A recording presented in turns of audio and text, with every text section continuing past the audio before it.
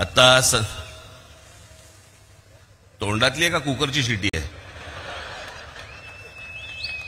आता बस.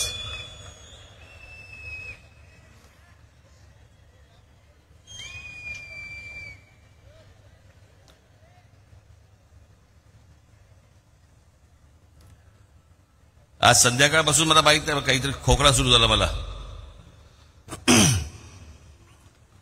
वातावरणच सगळं इतकं गढूळ झालेलं आहे सगळ्या बाजूनी.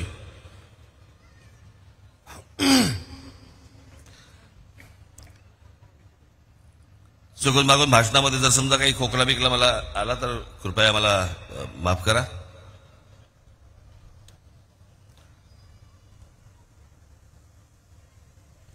आज या 18व्या लोकसभेच्या निवडणुकीला आपण सगळेजण सामोरे जात आहोत.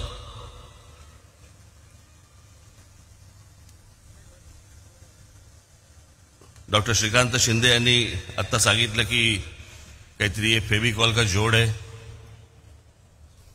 पुढच्या वेळेला आम्हाला आतून लावा आपण, नाहीतर नेहमी आमची बाजू बाहेरच.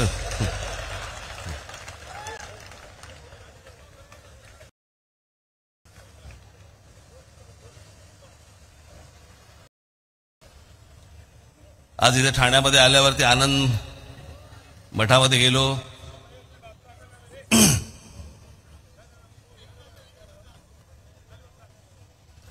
आणि त्या आनंद मठात गेल्यानंतर सगळे जुने दिवस आठवायला लागले मला.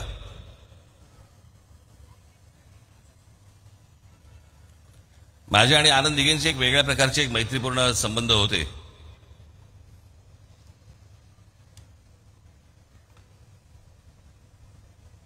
आज त्या आनंद मठात गेल्यावरती मी त्यांना तेव्हा पूर्वी मी त्यांना सांगायचो, मी जेव्हा तिथे जात असे मी म्हटलं स्वच्छ ठेवा हो. कुठे आपलं कुंकू पडलंय, कुठे आपली ऊद पडलीय, कुठे काय पडले सगळं असा. काही जे जुने लोक आहेत त्यांना माहिती असेल तिकडे काय परिस्थिती असायची, त्याच्यातच झोपायची. आज गेलो तर लक्षातच नाही आलं की ह्याच वास्तूमध्ये यायचो मी.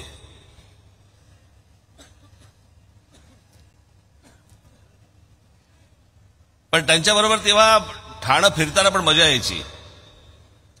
टुमदार होतं ठाणं. बाळासाहेबांबरोबर लहानपणी मी किती आलो ठाण्यामध्ये.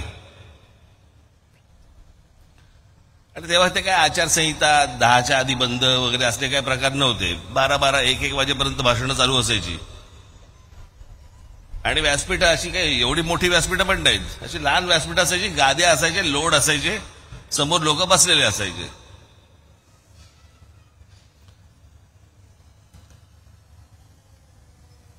आणि मध्ये रात्री उशीर झाल्यावर ते दव पडणं, गाद्या त्या सगळ्या लोड ओले होणं, सगळं ते व्यासपीठ सगळं अख्खं ओलं असायचं. सगळे ते हार पडलेले असायचे. आणि एक टुमदार शहर ते व्हायला ते एक ठाणं होतं. त्याला तलावांचं शहर म्हणायचे. त्या तलावांचे शहर बुजवले गेले आणि नंतर टँकर सुरू झाले.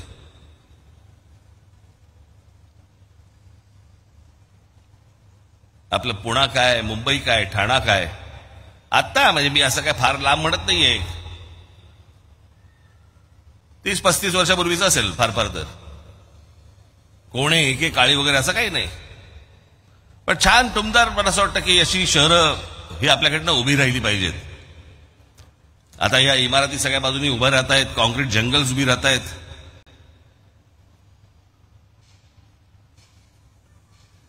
हा जो ठाणे जिल्हा जो आहे ना, हा ठाणे जिल्हा या देशामधला, मी तुम्हाला सांगतो, मी काय बोलता तर तुम्ही लक्षात ठेवा.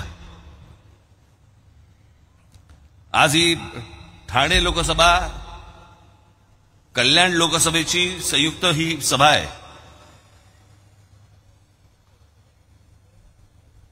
मी गेले अनेक वर्ष सांगतोय की आज या देशामधनं वेगवेगळ्या राज्यांमधनं जी लोक येत आहेत महाराष्ट्रामध्ये,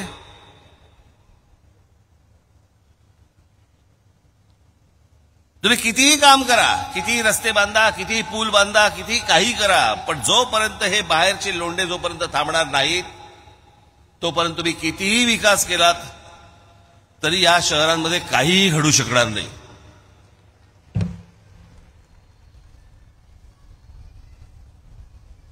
आज खासदार श्रीकांत शिंदे असतील आणि भविष्यातले होणारे खासदार नरेश म्हस्के असतील, उद्या त्यांनी किती फंड आणले, काही आणलं.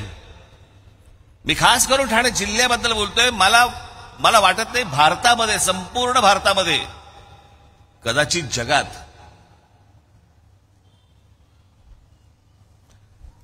ठाणे जिल्ह्यासारखं हे जे सगळे बाहेरून जे लोक येत आहेत, यांचं सर्वात जास्त येण्याचं प्रमाण हे ठाणे जिल्ह्यात आहे. साधी गोष्ट आपण लक्षात घेऊया. काय असतं, एक गाव असतं, गावामध्ये ग्रामपंचायत असते, मग त्या ग्रामपंचायतीची पुढे काहीतरी काय जिल्हा परिषद होते, जिल्हा परिषदेची काहीतरी नगरपालिका होते, नगरपालिकेची पुढे महानगरपालिका होते. हे ठरतं कशावर? लोकसंख्येवर. बरोबर बोलतोय मी? लोकसंख्येवरती ठरतं. मुंबई उपनगर जिल्हा किती महानगरपालिका आहेत? 1.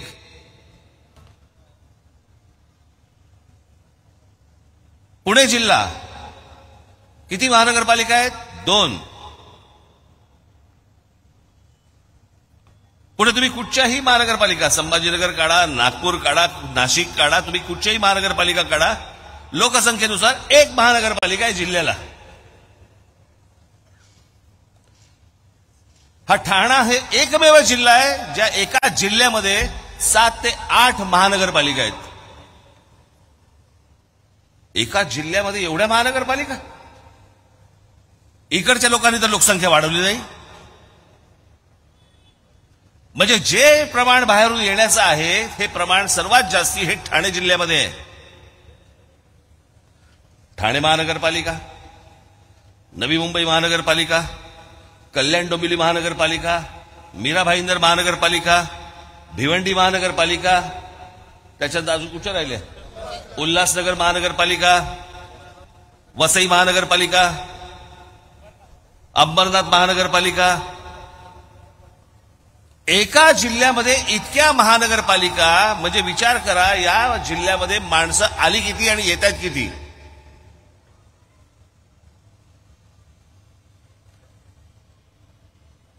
श्रीकांत शिंदे आणि नरेश म्हस्के, मला तुम्हाला एवढंच फक्त सांगायचंय, हे प्रश्न तिकडे तुम्ही लोकसभेमध्ये मांडा की हे आवरा, आता आमच्यावरचा बोजा आवरा.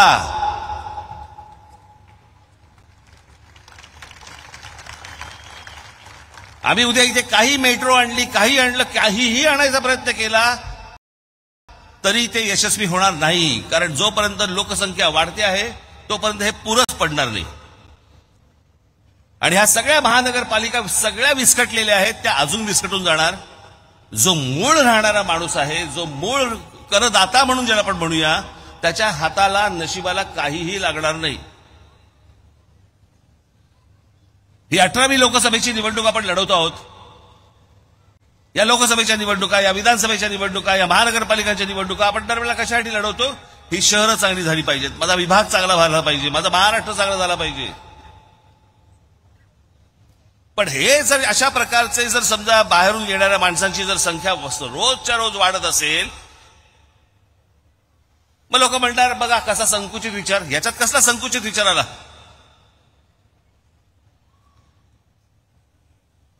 महाराष्ट्र मराठी माणसाचा आहे, यामध्ये वादच नाही. पण या महाराष्ट्रामध्ये गेले अनेक वर्ष इतके अमराठी लोक राहत आहेत, जे मिळून मिसळून राहत आहेत, तेही आमचेच आहेत, महाराष्ट्रातले आहेत. अट फक्त एक, मराठी बोलता आलं पाहिजे.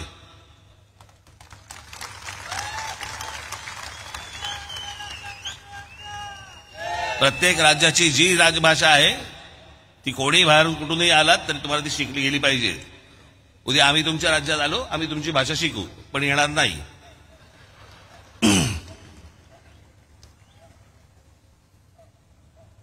आज हे सगळे मुद्दे मी काल माझ्या सभेमध्ये मी सांगितलं की ही एकमेव पहिल्यांदा मी लोकसभेची निवडणूक बघतोय, पहिली लोकसभेची निवडणूक ज्या लोकसभेच्या निवडणुकीला विषयच नाहीये. मी परवा म्हटलं ना, मला जेव्हापासून मला उमज जायला लागलं राजकारण, तो काळ साधारणपणे 75चा होता. 77ची पहिली निवडणूक त्या इमर्जन्सीच्या आणीबाणीच्या विरोधातली. 80ला पुन्हा इंदिरा गांधींची लाट आली, तो विषय होता. जनता पक्षाचा पराभव झाला. 84 ला इंदिराजींची हत्या झाली.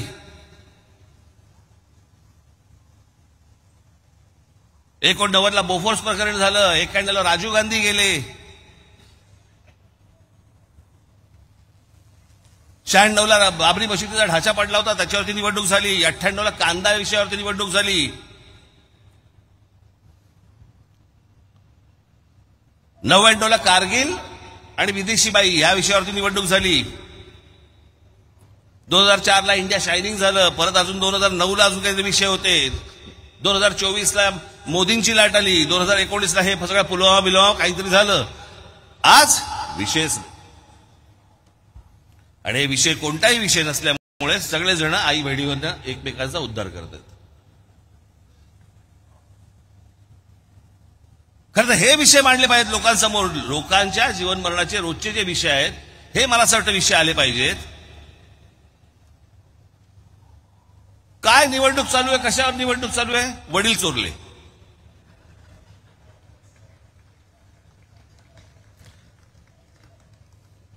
फोडाफोडीचं राजकारण मला कधी मान्य झालं नाही, कधी होणार पण नाही.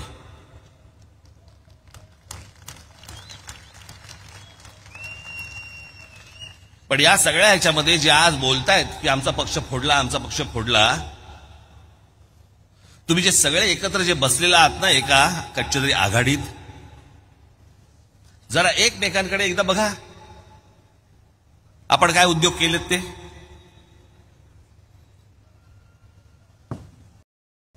याच उद्धव ठाकरेंनी महाराष्ट्र नवनिर्माण सेनेचे 7 पैकी 6 नगरसेवक खोके खोके देऊन तुम्ही तोडले होतेत ना, तेव्हा काही नाही वाटलं.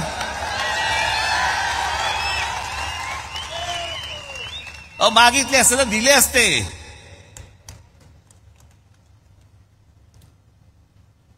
पण काय त्याला म्हणतात ना, ढेकणा संघ हिराई भंगला. बरोबर शरद पवार बसलेत.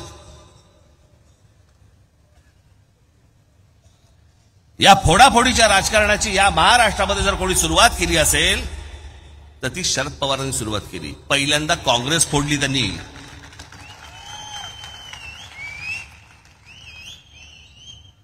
आणि मग पुलोद म्हणून स्थापन केलं.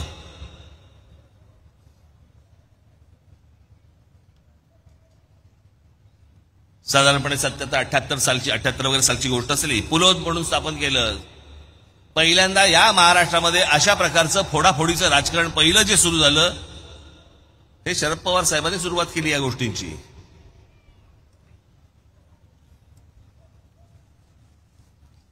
झालं मग 1991 पुन्हा याच शरद पवारांनी छगन भुजबळांना फितवून बाळासाहेबांची पुन्हा शिवसेना फोडायला लावली.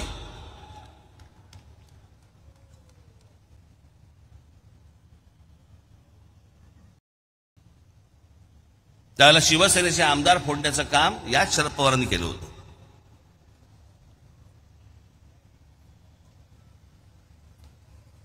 ज्या छगन भुजबळांना फोडलं आज ते इथे असतील. मी आपला काय माझा बाहेरून पाठिंबा आहे त्याच्यामुळे मी काही बोलू शकतो. आपल्याला थोडी फेविकॉल अजून लागला आहे.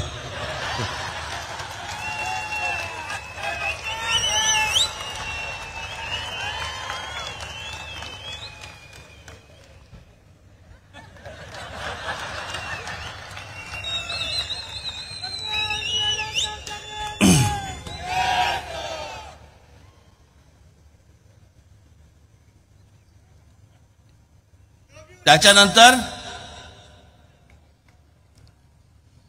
नारायणराव राणे यांच्याबरोबर आमदार घेऊन काँग्रेसने त्यावेळेला पुन्हा बाळासाहेबांची शिवसेना फोडली.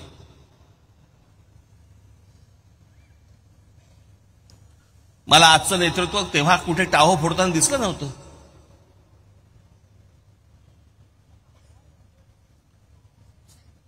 मला आज कोण कोणावरती बोलतंय आणि कोण कोणावरती आरोप करते वगैरे वगैरे सगळं सोडून द्या. पण अरे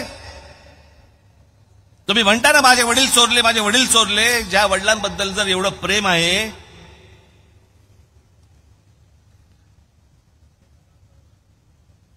मी एकच क्लिप तुम्हाला दाखवायला आणली आहे, एकच. मी खरं तर एकदाच बोललो होतो मागच्या त्या सभांमध्ये, लावतो व्हिडिओ, ते आपल्या सगळ्यांनी लावतो व्हिडिओ आपलं ते सगळं सुरूच केलं. पण आता सांगतोय लावतो व्हिडिओ, हे नीट ऐका. किंवा वय झालेल्या बाळासाहेब ठाकरेंच्या हातात, म्हणजे 80-85 वर्षाच्या म्हातारीच्या हातात तलवार देऊन काय उपयोग होणार आहे? हात थरथर करायला लागला आणि त्या हातात तलवार. तरणी बाण पोरं काही गोट्या खेळायला गेलीत का? गेली काही गिली दंडा खेळायला लागलीत का? ह्याच्यावर अग्रलेख कधीच होत नाही. परत लाव. शालिनी पाटील किंवा वय झालेल्या बाळासाहेब ठाकरेंच्या हातात, म्हणजे 80-85 वर्षाच्या म्हातारीच्या हातात तलवार देऊन काय उपयोग होणार आहे? हात थरथर करायला लागला आणि त्या हातात तलवार. तरणी बाण पोरं काही गोट्या खेळायला गेलीत का? गेली काही गिली दंडा खेळायला लागलीत का? ह्याच्यावर अग्रलेख कधीच होत नाही. यांच्या अनेक क्लिप्स आहेत, मला त्यांच्या काही क्लिपमध्ये काही देणं घेणं नाहीये. परंतु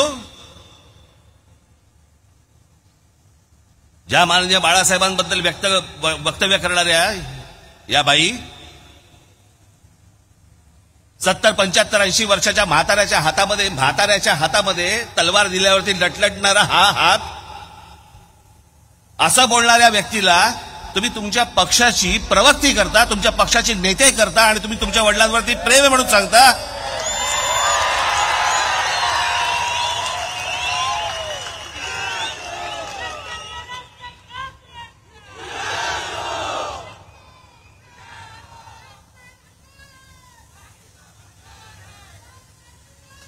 ज्या छगन भुजबळांनी माननीय बाळासाहेबांना अटक करण्याचा प्रयत्न केला होता, त्या छगन भुजबळांबरोबर तुम्ही बाहेर पडल्यावरती, भाजपवरनं फारकत घेतल्यावरती एका मंत्रिमंडळामध्ये तुम्ही मांडीला मांडी लावून बसता, तेव्हा वाटत नाही की माझ्या वडिलांना अटक करायला लावणार हा माणूस, ह्याच्यावर मी बसणार नाही? वाटलं नाही तेव्हा?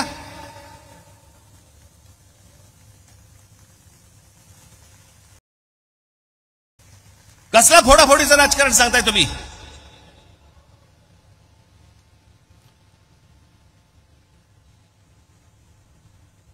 ही सगळी माणसं जी काय आज आहेत, एक गोष्ट तुम्हाला सांगतो, मी ज्या वेळेला पक्षातनं बाहेर पडलो, माननीय बाळासाहेबांना सांगून बाहेर पडलो. मी भेटायला गेलो, त्यांनी मला असं मला अजूनही आठवते, त्यांनी माझे असे हात केले, मी त्याच्या जवळ गेलो, आम्ही दोघांनी मिठी मारली एकमेकांना. मी म्हटलं येतो मी.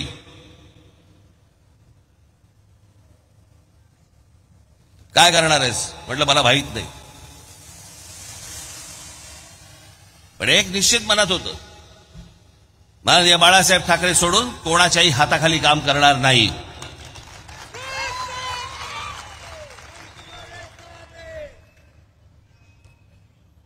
पक्षाचे किती चढ उतार आले, मार्ग काढीन त्यातनं.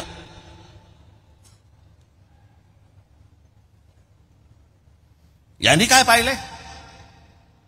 मला असं वाटतं कुठेतरी मध्यंतरी ते सगळं सुरू होतं की ह्यांना सगळ्यांना सिंपती मिळाली. कसली सिंपती? 2-2.5 वर्षापूर्वीचा काळ काढून बघा. शिवसेना आणि भारतीय जनता पक्ष तुम्ही एकत्र निवडणूक लढवलीत ना रे. लोकांनी तुम्हाला एकत्र म्हणून, तुम्हाला युती म्हणून मतदान केलं होतं ना. तेव्हा निकाल लागल्यानंतर ज्या वेळेला त्याला कळलं की बाबा आपल्याशिवाय ह्यांचं सरकार बसत नाही, नवीन टोम काढली. आपलं ते 2.5 वर्षाचं उपमुख्यमंत्री पदाचं काय, हे म्हणे 4 भिंतीत ठरलं आमचं. 4 भिंतीत आधी का नाही बोललं?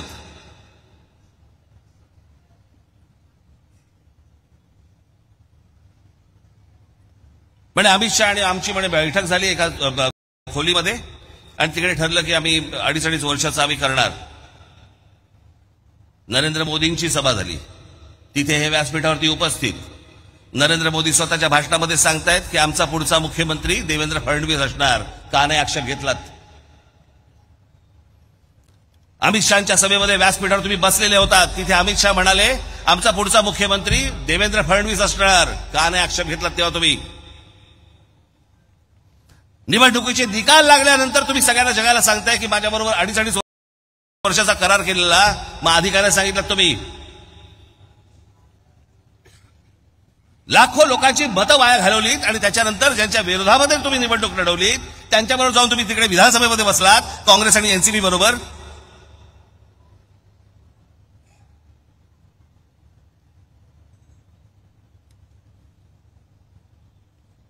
आता ते इथे आहेत. मग आता कित्येकदा हल्ली कळतच नाही कोण कुठच्या पक्षात आहे. मध्यंतरी मी एकदा नाट्य संमेलनाला गेलो होतो त्या पुण्याला. 5 नगरसेवक आले मला म्हणाले जय महाराष्ट्र साहेब. म्हटलं बोला. आम्ही राष्ट्रवादीचे नगरसेवक. म्हटलं कोणाचे? 2 म्हणाले आम्ही शरद पवार साहेबांचे. 3 म्हणाले आम्ही अजित पवार साहेबांचे.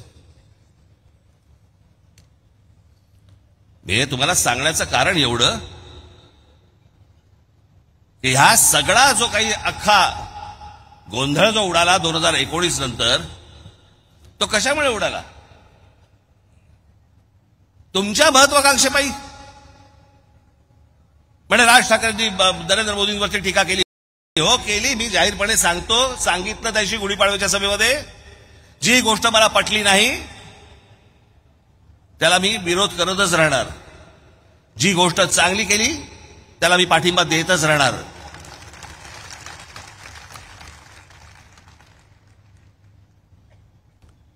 प्रश्नच येत नाही त्या गोष्टींचा. पण माझा विरोध हा मुद्द्यांना होता. मला काहीतरी मिळालं नाही म्हणून मी विरोध करत नव्हतो. आज आपण असं काढून बघूया. आज जे पेटलेत ना, आज उद्धव ठाकरे जे नरेंद्र मोदींच्या विरोधामध्ये जे बोलतायत, जर समजा 2019 साली भारतीय जनता पक्षाने मान्य केलं असतं की 2.5 वर्ष तुमची, बोलला असतात? आज जे बोलताय ते तुम्ही बोलला असतात? नसता बोललात, कारण पोट भरलं होतं. तुम्हाला जे हवंय ते तुम्हाला मिळालं असतं. पण जे तुम्हाला हवंय ते तुम्हाला मिळालं नाही म्हणून तुम्ही आज बोलताय. राज ठाकरेंचं तसं नव्हतं. मला मुद्दे नाही पटले. मला आजही अनेक मुद्दे मला पटत नाहीत, परंतु आज अनेक गोष्टी ज्या नरेंद्र मोदींनी केलेल्या आहेत त्या तुम्हाला मान्य कराव्याच लागतील.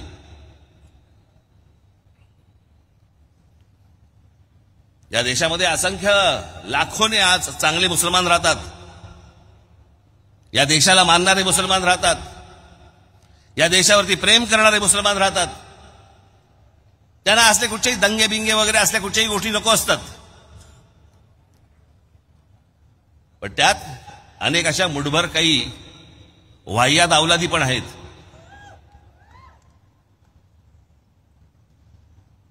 आज ही सगळी माणसं, जे काल झालं ना पुण्यामध्ये, फतवे काढले गेले ना की काँग्रेसला,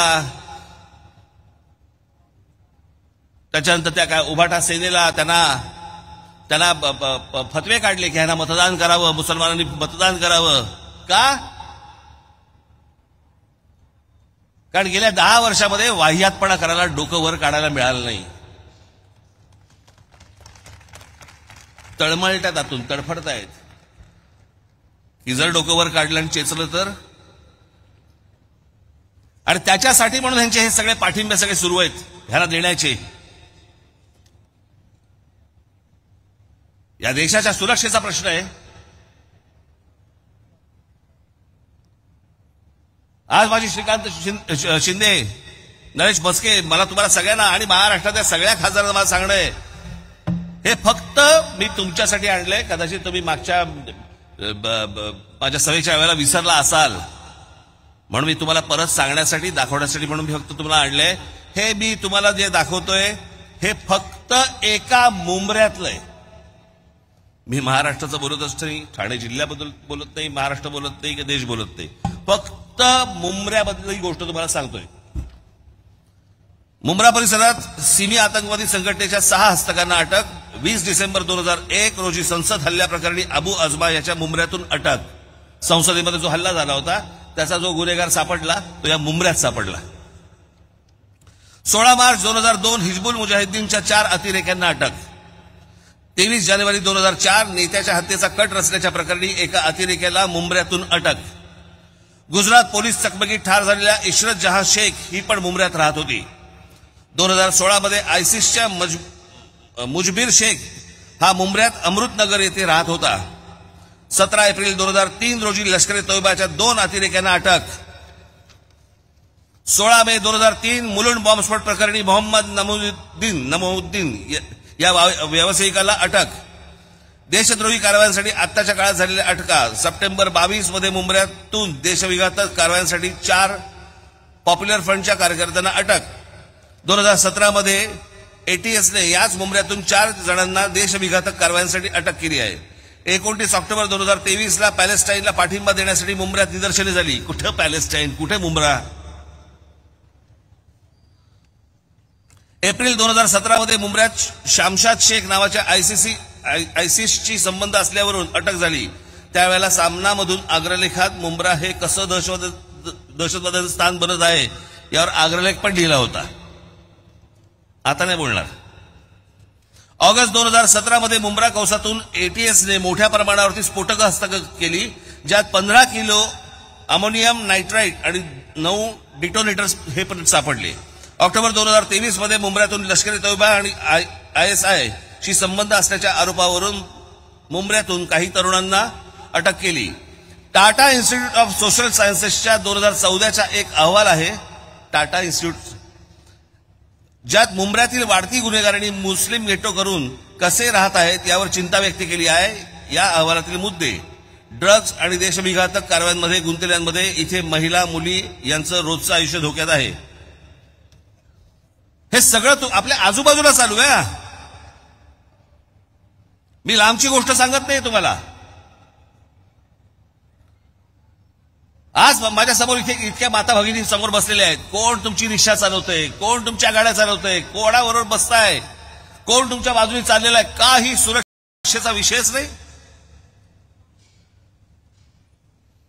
आणि सगळ्या अशा परिस्थितीमध्ये जर समजा गेल्या 10 वर्षामध्ये एक गोष्ट जर समजा असेल की जर समजा त्यांना वाटत असेल की नाही आपण जास्ती डोकं वर काढलं तर आपण चेचले जाऊ, हे चेचले जाऊ नये म्हणून आपण काँग्रेसला पाठिंबा दिला पाहिजे. हे काय प्रकारचं षडयंत्र सुरू आहे ना, ही गोष्ट पाहणं तितकीच महत्वाची आहे. माझ्या आमदार खासदार नगरसेवकांना माझं सांगणं आहे, तुम्ही सतर्क असले पाहिजे. तुम्ही या लोकांकडे सतत गांभीर्याने पाहिलं पाहिजे. याच्यामध्ये कधीही चांगला मुसलमान भरडला जाणार नाही याची देखील दक्षता तुम्ही घेतली पाहिजे. पण या सगळ्या गोष्टी करत असताना देशविघातक ज्यावेळेला शक्ती ज्यावेळेला अशा प्रकारे ज्यावेळेला कुठे कुठे काम करत असतात त्यावेळेला आपल्या लोकप्रतिनिधींचं तिकडे लक्ष असलं पाहिजे. विकासाबरोबरच सुरक्षा हा देखील तितकाच महत्वाचा विषय आहे.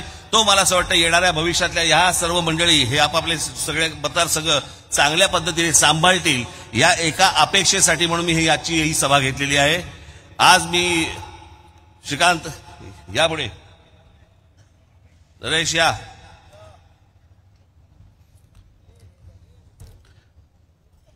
येणाऱ्या 20 मे रोजी जी आपली 18वी लोकसभेची निवडणूक होणार आहे तेव्हा ठाण्यामधनं श्री नरेश म्हस्के आणि कल्याणमधनं श्री श्रीकांत शिंदे यांना आपण प्रचंड मताने आपण विजयी करावं. आज जे मी काही सांगितलंय त्यातला अजून पुढचा भाग हा मी त्यांच्यावर बसून बोलीन, पण त्यांच्याकडनं योग्य काम होईल ही आशा अपेक्षा बाळगतो आणि आपणा सर्वांची मी रजा घेतो. धन्यवाद. जय हिंद, जय महाराष्ट्र.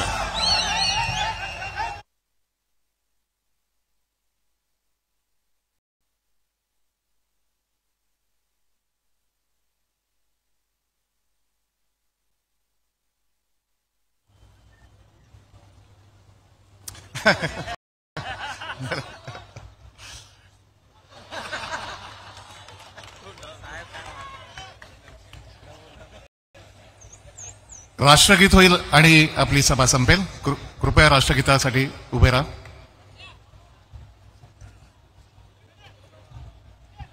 राष्ट्रगीत सुरू करा.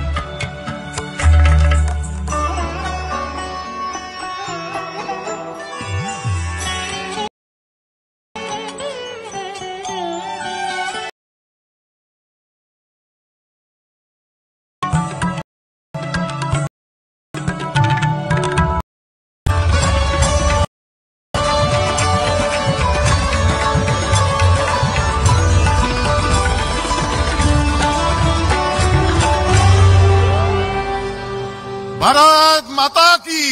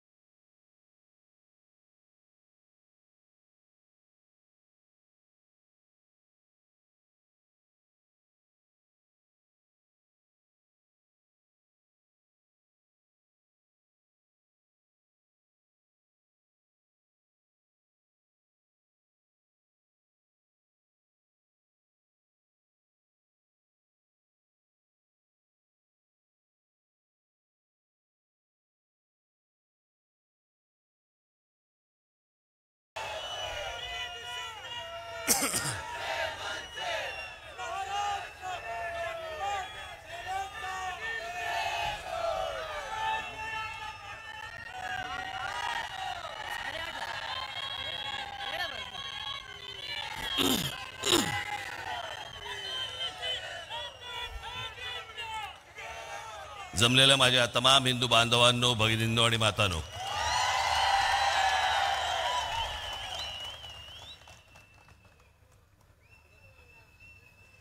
आता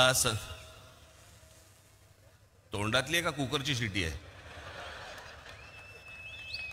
आता बस.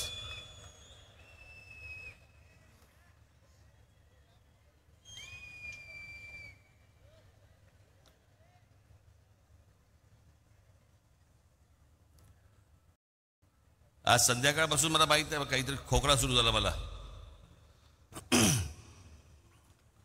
वातावरणच सगळं इतकं गढूळ झालेलं आहे सगळ्या बाजूनी.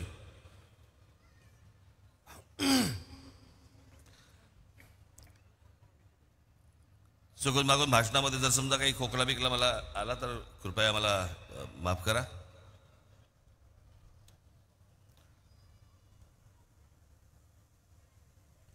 आज या 18व्या लोकसभेच्या निवडणुकीला आपण सगळेजण सामोरे जात आहोत.